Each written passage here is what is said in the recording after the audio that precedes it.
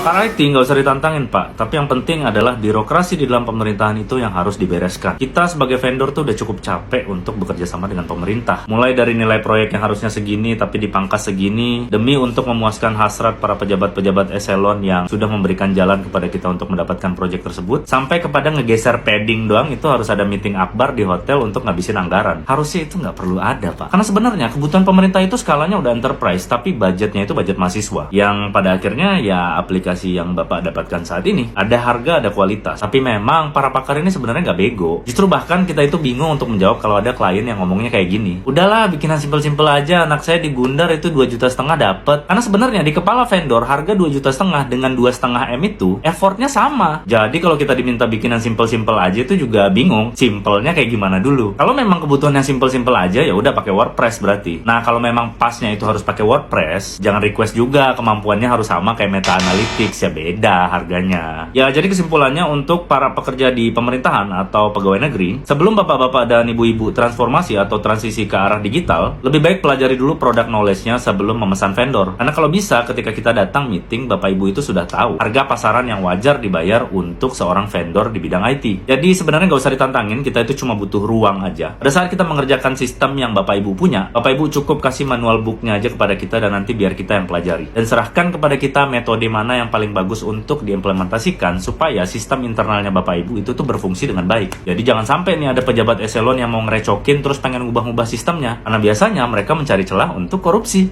Jadi ketika manual book atau manual guide-nya sudah diberikan kepada kita, nanti kita audit, kita akan pelajari bagaimana step by step operasional kalian secara internal. Nah nanti bahkan bukan cuma sistem yang canggih yang kita persembahkan, yang juga nanti ada user interface dan user experience yang bagus yang bisa membuat orang cepat nangkep itu aplikasi buat apaan. Jadi jangan ragu sama pakar IT di Indonesia, bapak ibu cukup serahkan kepada kita 100%. Dengan syarat budgetnya nggak boleh dipangkas sama sekali. Oke?